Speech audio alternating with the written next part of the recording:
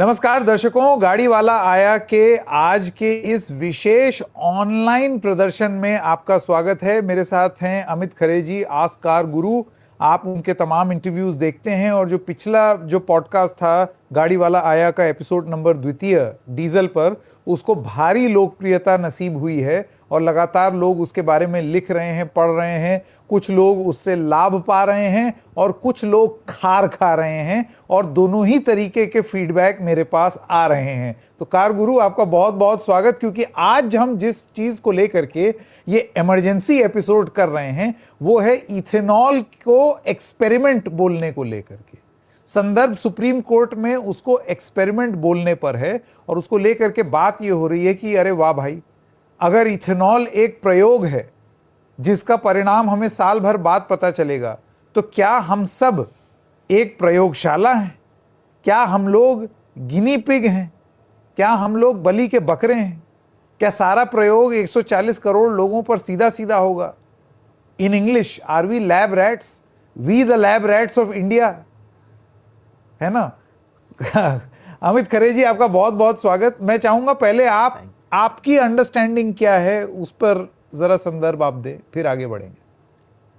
देखिए, जितना मुझे क्लिप्स मिली हैं उन सबको समझा है मैंने, तो पहली नज़र में लगा कि उनका तात्पर्य जो था वो ऐसा लगा कि वो 20% जो एथनॉल मिक्सिंग है उसको एक्सपेरिमेंट कह रहे हैं, जबकि एक्चुअली सीन क्या निकल के आया वो ये कि उनका कहना था कि जो एथनॉल सप्लायर्स थे उन सप्लायर्स को एक कोटा दिया गया था, जिस केस में एक्चुअल में ये सारी बातें हो रही थी, जिसकी वजह से ये निकल के आया कि वो टॉपिक जो है वो कोटे से रिलेटेड है, कि एथनॉल का कोटा जो है वो एक्सपेरिमेंटल वे में है। E20 में 20% एथनॉल मिलेगा, ये जग जाहिर है और ये कंफर्म है। और इस बारे में भी उन्होंने एक अगले लाइन कोर्ट में कहा है, उसी सुप्रीम कोर्ट में, कि ये गवर्नमेंट इसके साथ अड़िग है और आगे भी कंटिन्यू रहेगा E20 फ्यूल का सप्लाई होना। लेकिन हाँ, चूंकि पूरी बात समझ में नहीं आती है, काफ़ी कोर्ट की प्रोसीडिंग ऐसी होती है जिसे आम इंडियंस नहीं समझ पाता है। और दूसरा, कुछ लोगों का अपना मोटो भी हो सकता है कि उनका शायद मोटो हो कि गवर्नमेंट को या किसी चीज़ को ऐसा किया जाए। इसलिए मेरा सीधा सच्चा सिर्फ इतना है कि ये मैटर में E20 अभी तक जो है वो कंफर्म है। रही बात एक्सपेरिमेंट की, तो मेरी एक समय ARAI के डायरेक्टर राजीव मिथाई, शायद रेजी मिथाई उन्हें हिंदी में प्रोनाउंस करना चाहिए, डॉक्टर रेजी मिथाई उनसे 1-to-1 बात हुई थी इस टॉपिक पर, और उन्होंने खुलकर कहा था कि अमित जी, मैं डॉक्यूमेंट्स तो कॉन्फिडेंशियल उन्हें नहीं दे सकता, लेकिन आपको सम बता सकता हूं कि हाँ, हमने टेस्ट किया है और टेस्ट का ये है कि 3 से 4% हमारी अपनी है कि 3 से 4% एवरेज घटेगा। और उन्होंने ये नहीं कहा कि उसका क्या है मैटर और बाकी सब चीज़ें, कि उन्होंने किस गाड़ी पे टेस्ट किए। जब मैंने खुद के, हमारी तो आदत है खुद के पूछना कि किस गाड़ी पे टेस्ट किया, वो गाड़ी कब मैन्युफैक्चर हुई थी, गाड़ी का नंबर क्या था, वो गाड़ी आपको कहाँ से सोर्स हुई और आपने कैसे कन्वर्ट किया तो E10 फ्यूल आपने कहाँ से परचेज किया था, E20 कहाँ से परचेज किया था। जब इतना खोदा तो उनको समझ में आ गया कि अब लंबी बात करना अमित जी से खतरनाक है। तो उन्होंने फिर उसके बाद उस टॉपिक को वहीं रोका। तो उन्होंने उसमें ये कह दिया था कि हमने रिसर्च कर ली है, हमारा सारा काम एक्सपेरिमेंट वाला कंप्लीट हो चुका है और उसके बाद हमने गवर्नमेंट को रिपोर्ट दी है, और ये उनका कहना था। हालांकि उन्होंने जब बाकी चीज़ें पूछी गई तो उन्होंने कॉन्फिडेंशियल कह के अपना आपको।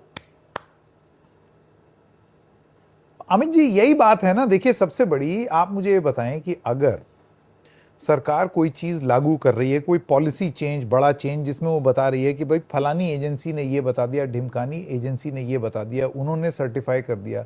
सर्टिफिकेशन एक बात होती है, लेकिन प्रक्रिया में अगर पारदर्शिता होगी तो जनता की स्वीकृति भी बढ़ेगी। आप ये समझ लीजिए कि आज की डेट में अभी बहुत सारे लोगों के जो मुंह खुल रहे हैं इसको लेकर के, मिस इन्फॉर्मेशन जो फैल रही है, एक चुटकी में ये सारी मिस इन्फॉर्मेशन खत्म हो सकती है। इन सारे लोगों के मुंह बंद हो सकते हैं। सरकार एकदम साफ अपनी बात साबित कर सकती है कि ये देखो, हम तो कह ही रहे थे। लेकिन ये जो डॉक्यूमेंट का ना आना पब्लिक डोमेन में, ये अपने आप में एक प्रयोग नहीं है। ये कैसा प्रयोग कर दिया आपने इस देश की जनता के साथ कि आप कह रहे हैं कि मेरी बात मान लो, मैं कह रहा हूं कि मेरा प्रयोग जो है वो सही है। ऐसे थोड़ी होता है। फिर तो कल को मैं कह दूं कि मैं तो सनी देओल हूं और आप विनोद खन्ना है, और मैंने नहीं, टेस्ट फिलहाल करा मैं लिया, नहीं हूं, मुझे क्योंकि मेरे मोहल्ले सर के पर बाल 4 नहीं है, तो मैं विनोद खन्ना तो हो नहीं सकता। अक्षय खन्ना हो सकते हैं। क्योंकि हाँ, क्योंकि वो तो बहुत हैंडसम पर्सनालिटी रहे हैं, क्या कहना है। अरे आप भी माशाअल्लाह से बहुत ही खूबसूरत और हाय हाय, हसीन है क्या भाई। बात है मेरा क्या ये बात कहना है, है क्या कि बात हम इस चीज को ये बताने के लिए कि हम शाहरुख खान और बड़े बड़े सेलिब्रिटी हैं, हम कॉलोनी के 4 अंकल ला करके बोल दें कि हाँ इन्होंने कहा था, ऐसे नहीं होता ना भाई। वो मुझे कोई सबूत देना पड़ेगा किसी बात का, अगर आप चाहते हैं कि देश की जनता यकीन करे। तो आपको लगता है उसकी यहां पर एक बहुत भारी कमी है? देखिए, कमी तो उसकी बहुत ज़्यादा है, क्योंकि जब एक एआई के डायरेक्टर ये खुद बोल रहे हैं, मेरे से बात करते करते 1 to 1 बातचीत में बोल रहे हैं, ऐसे हालात में कि जब वो रिप्लाई मुझे ही दे रहे हैं, उस समय भी वो कह रहे हैं कि ये कॉन्फिडेंशियल है, हम शेयर नहीं कर सकते। उससे ठीक पहले, शायद 2 या 3 दिन पहले ही गवर्नमेंट की तरफ से भी, मतलब शायद जो ट्रांसपोर्ट मिनिस्टर हैं उनकी तरफ से भी ये कहा गया था कि हमने ये टेस्ट कर लिया है और ये इसकी रिपोर्ट कॉन्फिडेंशियल है, लेकिन उसमें ये निकल के आया कि 3 से 4% अंतर आएगा और आपको कुछ समय बाद मेंटेनेंस में कुछ रबर्स के पार्ट्स को चेंज करने की जरूरत पड़ेगी। इतना कह के उसको रोक दिया गया था। तो एक्चुअली बात, जो एक्सपेरिमेंट हुए थे, किस पर हुए, क्या हुए, उनके बारे में कभी कोई ऑफिशियल इंफॉर्मेशन नहीं दी गई है। लेकिन गवर्नमेंट का काम ही है पब्लिक को ट्रस्ट में लाना, ये गवर्नमेंट का जॉब है। और वैसे भी हम जिस इंडिया में रहते हैं वहां द फॉर द पीपल है, जो गवर्नमेंट है वो फॉर द पीपल है। तो जब फॉर द पीपल है तो पीपल को बता भी दो भाई कि क्या हुआ था, कैसे किया था, उसमें क्या आपको रिजल्ट आया है, और ऐसे ऐसे हमने किया था, ये निकल के आया, ये इसकी वीडियो रिपोर्ट्स है, ये इसकी स्टिल रिपोर्ट्स है, ये इसकी साइंटिफिक रिपोर्ट है, ये टेस्ट रिपोर्ट्स हैं जो लैब से आई हैं, और इन सर्टिफाइड लैब से हमने उन्हें टेस्ट कराया। कोई प्रॉब्लम नहीं, हमें क्या एतराज होगा इस पर। हमें जानने का हक है, शायद जानने का हक हमारा छीना गया था, जिसकी वजह से लोगों ने आज इस मैटर को ये समझ लिया कि हमने पकड़ लिया गवर्नमेंट को, नब्ज को। लेकिन एक्चुअली में दोनों अलग अलग मैटर हैं, तो मैं उस पर तो नहीं जाऊंगा। लेकिन हाँ, मुझे इस बात से जरूर शिकायत है कि पब्लिक को कॉन्फिडेंस में ना लेना गलत है। और वैसे जब मतलब पब्लिक को इतनी तरह से कॉन्फिडेंस में लिया जाता है, तो प्राइम मिनिस्टर हैं जो normally her last Saturday Sunday को लाइव आते हैं मन की बात में, चाहे तो वहाँ पर जाके अपना एक डिटेल में एक बात कर लें, क्योंकि इंडिया के 140 करोड़ लोगों से रिलेटेड है। वहाँ डिटेल में जाएं, अपने देश का एजेंडा रखें कि हमारी गवर्नमेंट इस एजेंडे पे जाना चाहती है, इसमें ये दिक्कतें आई हैं, ये अच्छी चीज़ें हुई हैं, और हम इस तरह से आगे बढ़ना चाहते हैं, और जो ये पब्लिक को दिक्कत आई है इसको हम इस तरह से मेंटेन करेंगे। अगर वो इस तरह का कुछ लेके आते हैं तो डेफिनेटली जो गलत चीज़ें हो रही हैं उनको तो रोका जा सकता है ना। और जो एक्चुअल में सच है, जैसे कि एवरेज घट रहा है, ये सच्चाई है। ये सच्चाई है कि इंजन में प्रॉब्लम आएगी लंबे समय में, ये भी सच्चाई है कि गाड़ियों की कीमत घटेगी, और resale value, second hand market में जो रीसेल वैल्यू एकदम से धड़ाम से नीचे आई है कारों की, हम लोग अपनी कारें बेचना चाहते थे तो पता पड़ा उसकी सेल की वैल्यू इतनी डाउन हो गई कि हमारा बेचने का ही मन नहीं हो रहा।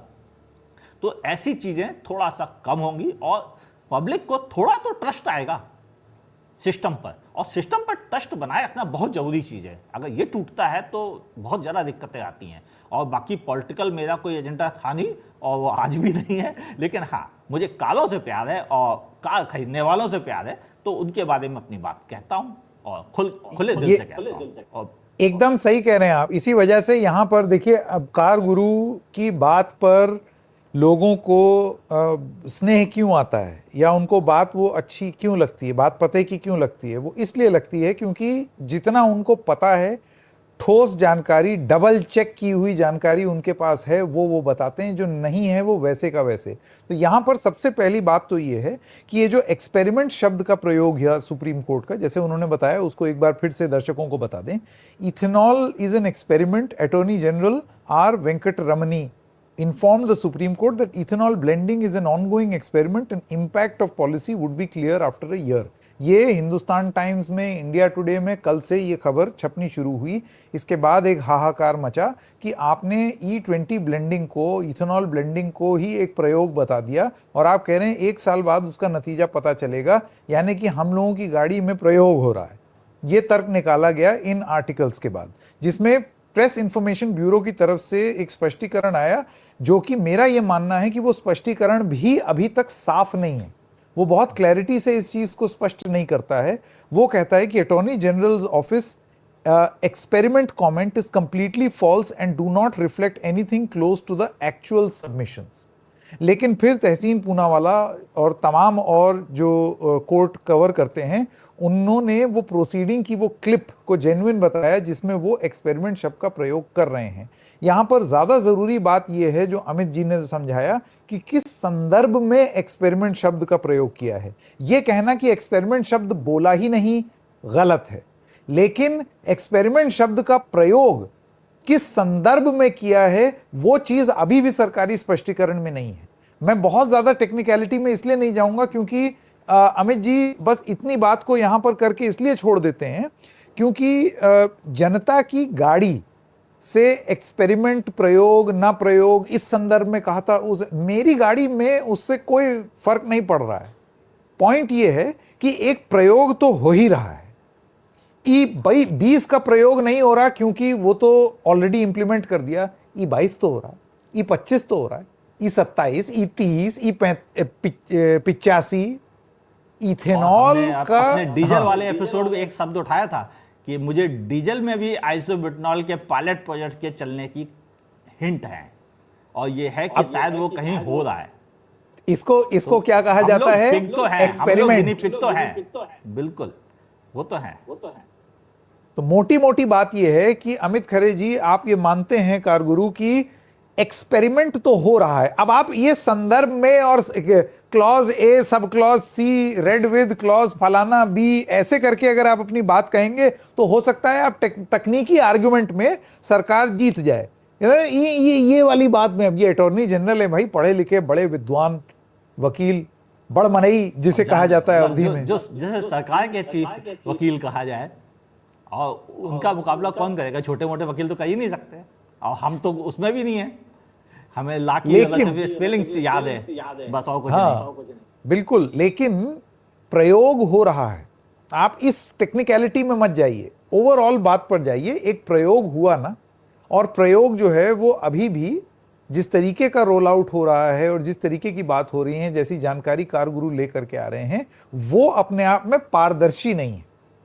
क्यों कारगुरु? ये शिकायत बिल्कुल है, ये शिकायत बिल्कुल है कि सारा सिस्टम पारदर्शी नहीं है। मैंने कहा ना कि अगर प्राइम मिनिस्टर खुद सामने आ जाएं और बोल दें कि हमने ये किया है, यहाँ पर ये हमसे अच्छा लग रहा है, इसके रिजल्ट हमें ये प्राप्त हुए हैं और हम इसको इस तरह से लेके जाना चाहते हैं। अगर किसी को असुविधा हो रही है तो वह इतने समय के लिए है, केवल इस तरह से किया जा सकता है। भाई जब आपको गैस की शॉर्टेज हुई एलपीजी की, तो गवर्नमेंट की तरफ से आया कि ये हम मैनेज कर रहे हैं, हालांकि हमारे पास पूरा नहीं है लेकिन हम इसको मैनेज करने में लगे हुए हैं। तो अगर ऐसे ही कह दिया जाए कि मतलब आप छिपाना चाहते हो तो थोड़ा छिपा भी लो, मुझे कोई एतराज नहीं, लेकिन कुछ तो सच्चाई लेके आओ सामने, जिससे लोगों का भरोसा हो जाए कि सिस्टम बिल्कुल बहरा नहीं है, कुछ बात हमारी सुन रहा है। और ये जरूरी नहीं है कि प्राइम मिनिस्टर खुद है, कोई भी आ सकता है, सही ढंग से बात रखे। हम तो सबको उतनी ही इज्जत देते हैं, किसी को कम नहीं, किसी को ज़्यादा नहीं, बस वो बात सही ढंग से रखी जानी चाहिए। जो मिसिंग है अमित जी, प्रॉब्लम यहां पर शब्दों की नहीं है, क्योंकि शब्द तो बोले ही जा रहे हैं।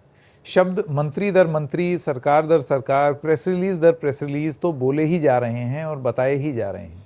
प्रॉब्लम यह है कि शब्द और साक्ष्य दो अलग अलग चीजें होती हैं, और शब्दों पर जरा भरोसा कम होता है। और अगर आप कोई प्रूफ ला करके प्रस्तुत कर दें तो आप ये समझ लीजिए कि मुंह, जैसे कि हमने शुरुआत में भी बोला, मुंह परमानेंटली बंद हो जाएंगे। ऐसा कौन सा कानून है कारगुरु की ARAI की रिपोर्ट पब्लिक नहीं हो सकती? आप मुझे बताइए, ऐसा क्यों नहीं हो सकता है कि ये रिपोर्ट्स पब्लिक के सामने ना आ जाएं और लोग उसको, एक्सपर्ट्स, आप जैसे एक्सपर्ट्स और कार सेक्टर के जो बड़मनई हैं, वो सारे बड़मनई एक साथ बैठें और उसके बाद फिर देख करके बताएं और ये देखें कि हाँ भाई ये तो सही बात कह रहे हैं। आप जैसे संजीदा लोग देखें। ये बात सही है कि रिपोर्ट्स को सार्वजनिक किया जाना चाहिए था, और जैसा कि मुझे लगता है कि यहाँ पर गड़बड़ हुई है कितनी हुई है, किसके लिए हुई है, क्यों की है, क्या वजह है, क्यों उसको छिपाया गया है, क्या उसमें कुछ और था जो मुंह से कुछ और निकल गया, अब वो मुंह से निकल गया है तो उसको बचाने के लिए रिपोर्ट ही मत आने दो सामने। वट एवर डेट, कुछ भी हुआ हो, हमें सच पता होना चाहिए। और केवल एक नहीं कि हम साक्ष्य दें, आप भी हमें दो, हमको बताओ कि कहाँ क्या गड़बड़ हुई आपसे एंड पे। हमें कोई दिक्कत नहीं है, हम लोग तो बड़े माफी वीर लोग हैं, आगे बढ़ जाते हैं, बोलो हो गया चलो आगे आगे रास्ता संभालते हैं। और अगर गवर्नमेंट चाहती है कि हाँ उससे कुछ मैटर में हुआ है, तो वो अभी भी उसके पास मौका है, वो चाहे तो E10 का डिस्पेंसर अभी चालू कर दे, क्या दिक्कत है, सारी प्रॉब्लम खत्म। हम जितने सारे लोग जो सोशल मीडिया पे मीम बना रहे हैं, गवर्नमेंट को क्रिटिसाइज कर रहे हैं, पक्ष से विपक्ष से, पार्टियों से, पॉलिटिकल में, ऑन विदाउट उसमें जबरदस्ती वाले, वो सब चुप हो जाएंगे एक झटके में। सिर्फ एक ही तो काम करना है कि E10 का एक नोजल दे देना है कि भाई साहब ये लीजिए, इसमें सिर्फ 10% एथेनॉल है और ये E10 कारों को भी संभाल लेगा, E5 वालों को भी दिक्कत नहीं होने देगा। तो फिर क्या दिक्कत है, इससे बेहतर तो कुछ हो ही नहीं सकता सॉल्यूशन। और ये अगर हो जाए तो सारी मतलब सबके मुंह बंद होते हैं। हम भी हमारी भी क्या पर्पज है, हमारा भी यही है कि गाड़ियां खराब हो रही, शायद उनको संभाल नहीं, लिया हमें जाए। वही तो बिल्कुल, जैसे कारगुरु आपने बोला, हमको कोई देखिए बहुत मजा नहीं आता है कि मतलब आज लताड़ दें या आज खुंदकिया रिपोर्टिंग ना तो कारगुरु ने की पहुंच ही है। नहीं सकते, बहुत छोटे से लोग हैं हम तो वहां तक पहुंच ही नहीं सकते, लताड़ने वाले या डांटने डपटने वाले, समझाने वाले भी कंडीशन में नहीं है। हम तो रिक्वेस्ट वाली कंडीशन में है, समझाने वाली कंडीशन में भी नहीं है। तो हमारी तो रिक्वेस्ट ही है कि E10 लेके खत्म कीजिए। मेरा तो ये कहना है कि देखिए यहाँ पर ऐसा तो होता नहीं कि हम सुबह उठते हैं और ये सोचते हैं कि आओ आज ढूंढें और जबरदस्ती खुंदकिया अंदाज में किसी को कुछ बोलें। अगर कोई मुद्दा है, आज का एपिसोड भी अगर ध्यान से समझा जाए तो जहां पे गवर्नमेंट को क्रिटिसाइज किया जा रहा था, हमने उस चीज को सही ढंग से रखा। आज का एपिसोड भी यही था। एक्चुअल में ये काम तो खुद गवर्नमेंट को करना चाहिए था, जिसके लिए हमें सामने आना पड़ा कि भाई साहब ये दूसरा मुद्दा है, कहां बीच में घुसेड़ रहे हो। लेकिन गलत चीज तो गलत ही है ना कि E20 को कंपलसरी करना ही गलत है। वहां पर अगर सरकार हमें E10 का एक नॉजल दे दे तो सारे परेशानियां एक झटके में खत्म होती हैं और सबके लिए विन विन की सिचुएशन है। सरकार के लिए भी अच्छा है, पब्लिक के लिए भी अच्छा है, जिनके पास पुरानी गाड़ियां हैं। गरीब लोग इतनी जल्दी गाड़ियां नहीं बदल सकते। भले आप कहने को इंसेंटिव दे दो कि इलेक्ट्रिक 2 व्हीलर खरीदोगे तो हम आपको 10,000 रुपये का इंसेंटिव दे देंगे, 30,000 रुपये का इंसेंटिव दे देंगे। इलेक्ट्रिक कार खरीदोगे तो सिर्फ RTO माफ़ करेंगे, बाकी इंसेंटिव नहीं देंगे। तो जो कुछ भी आप कर रहे हो, मुझे उसमें कोई एतराज़ नहीं है, फ़ायदे सबके हैं। लेकिन हाँ, फिर भी कौन पैसे देगा, कहाँ से पैसे देगा? इतनी कई इंडिया बहुत अमीर देश नहीं है जो इतनी जल्दी जल्दी गाड़ियाँ अपनी बदल सके, चाहे वो 2 व्हीलर ही क्यों ना हो।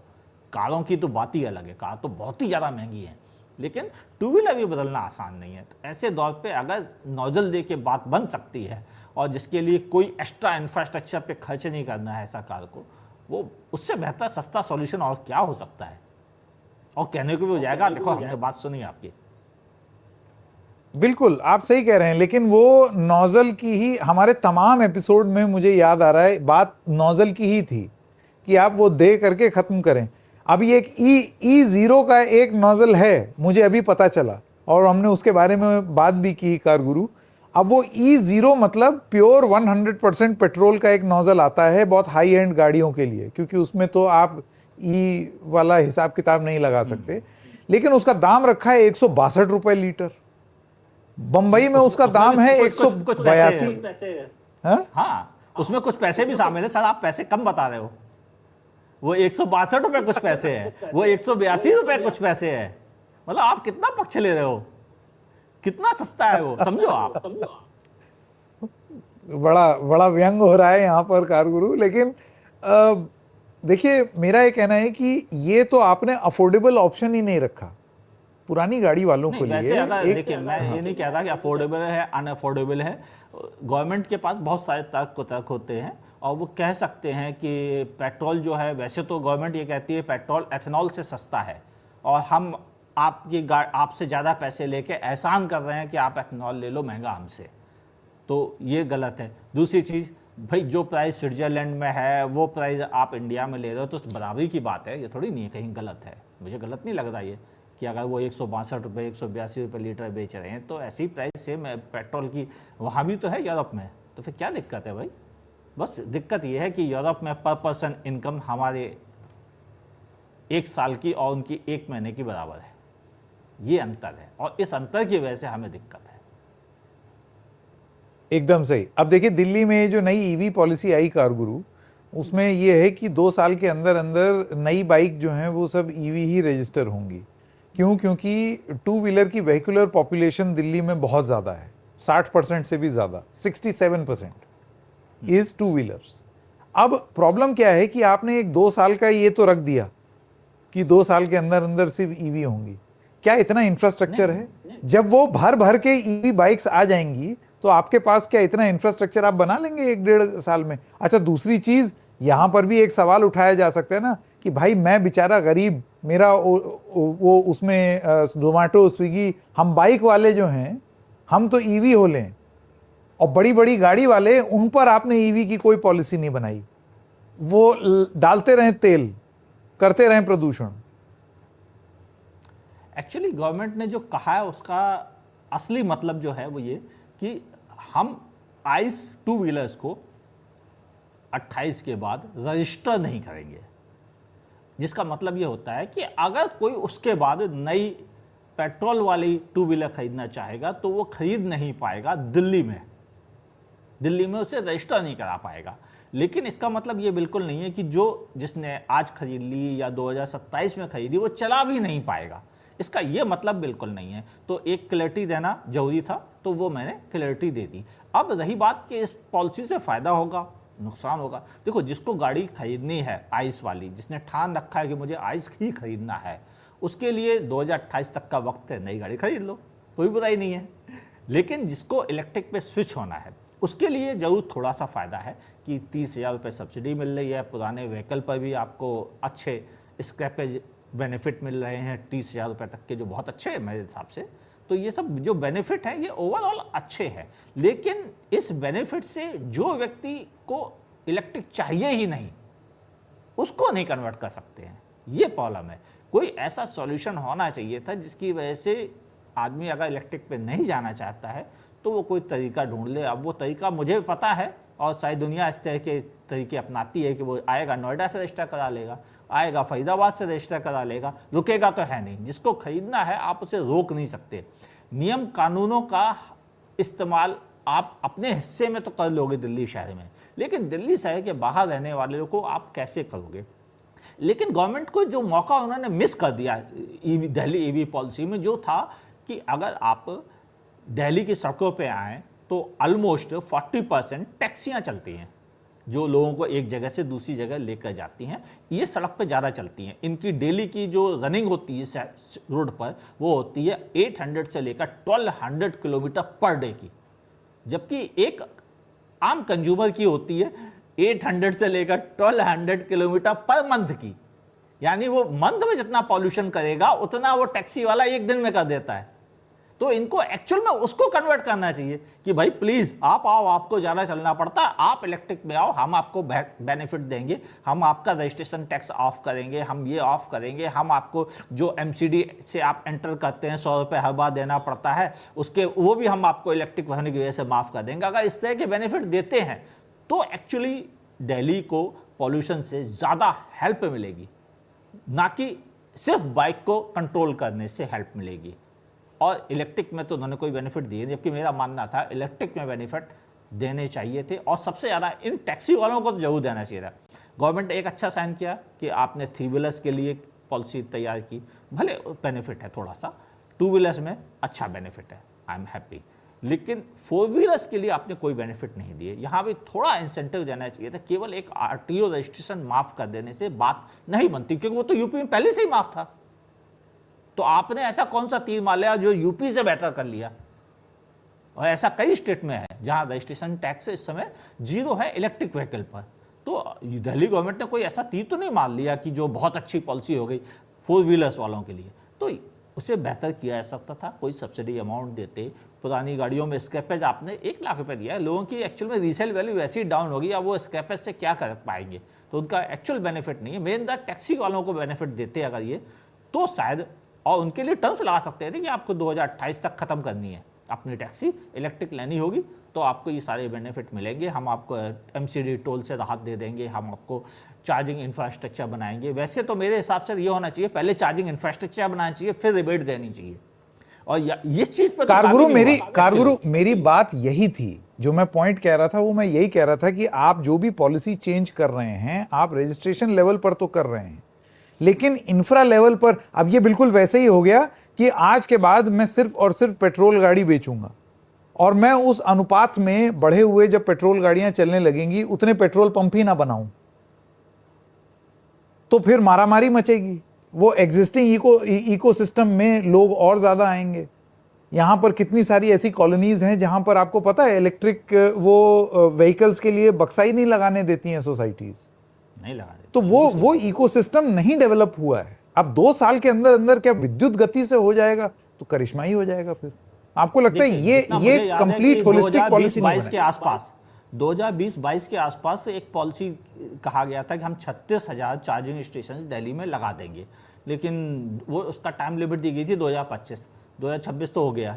अभी तक 9,000 के आसपास पहुंच पाए हैं ये लोग बड़ी मुश्किल से, और उन 9,000 में कितनी ख़राब पड़ी उनका तो हमें पता ही नहीं। और हमें तब सबसे ज़्यादा तकलीफ तब होती है कि जब चार्जिंग स्टेशन के बाहर कोई अपनी इनोवा लगा के चला जाता है, जो कि चार्ज भी नहीं होती है, लेकिन वो वहाँ पार्क कर देता ताकि इलेक्ट्रिक कारें चार्ज भी ना कर पाएँ, और उनके ऊपर कोई पेनल्टी लगाने का प्रोविज़न नहीं है। अगर सरकार को सचमुच में इलेक्ट्रिक व्हीकल्स को सपोर्ट देना है तो उनको कुछ चीज़ें करनी पड़ेंगी, जैसे कि जितने भी पार्किंग स्पेस है उनमें 50% केवल इलेक्ट्रिक व्हीकल के लिए कर दी जाए। इसका फ़ायदा क्या होगा कि जितना ज़्यादा इलेक्ट्रिक व्हीकल को सहूलियत मिलेगी, पेट्रोल डीजल व्हीकल वाले उतनी जल्दी स्विच होंगे। जब उनको लगेगा हमें यहाँ स्पेस ही नहीं मिल रहा गाड़ी खड़ी करने का, चलो हम भी इलेक्ट्रिक खरीद लेते हैं। तो इनडायरेक्टली भी बहुत सारे तरीके अपनाए जा सकते हैं जिससे कि दिल्ली को क्लीनर दिल्ली बनाने में हेल्प मिलेगी। इलेक्ट्रिक दिल्ली तो क्या बनेगा, ये तो हम आप समझते हैं। और टू व्हीलर्स में जो चार्जिंग की आपने बात की थी, वहाँ चैलेंजेस मैं आपको बताऊं तो शायद व्यूवर्स सुन के भी दंग रह जाएंगे। सबसे बड़ा चैलेंज, इलेक्ट्रिक टू व्हीलर में आज तक कोई स्पेसिफिक चार्जर सिस्टम नहीं है, जैसे कि इलेक्ट्रिक कारों में। वहाँ CCS टाइप 2 यूज किया जाता है, जिससे कि एक ही टाइप वर्जन है, आपकी कार उसी से चार्ज होगी। ये आप अपनी मर्जी का छोटा पिन, बड़ा पिन और मिनी USB और माइक्रो USB वाले पोर्ट नहीं लगा सकते, सिर्फ एक ही होगा CCS टाइप 2। वैसे टू व्हीलर में कर दो, नहीं, वहाँ ऐसा कोई सिस्टम नहीं। वहाँ कोई 3 पिन प्लग लगा रहा है, कोई पतला सॉकेट लिए बैठा है, कोई अपना तरीका लगा के बैठा है, कोई अपना ही चार्जर दे रहा है, बोला ये चार्जर लो, इसे फिट करो, फिर उसके बाद चार्ज करो। तो ये सिस्टम एक्चुअली नहीं होना चाहिए। दूसरा, स्वैपिंग में भी एक ऑप्शन होना चाहिए। सारी बैटरी का एक ही डिजाइन होगा, ऐसा ना हो कि होंडा का अपना स्वैपिंग स्टेशन है, सुजुकी का अपना है, हीरो का अपना है, यामाहा का अपना है, काइनेटिक अपनी दुकान चला रहा है। ये गलत है। इसके लिए एक स्पेसिफिक सिस्टम होना चाहिए। ये काम कौन करेगा? सरकार ही तो करेगी भाई। उसके जो सजेशन देने वाले लोग हैं वो उनको सजेशन दें कि भाई साहब अगर आप स्वैपिंग बैटरी लाएंगे तो यही वाली बैटरी के लिए आपको इंतजाम करना पड़ेगा।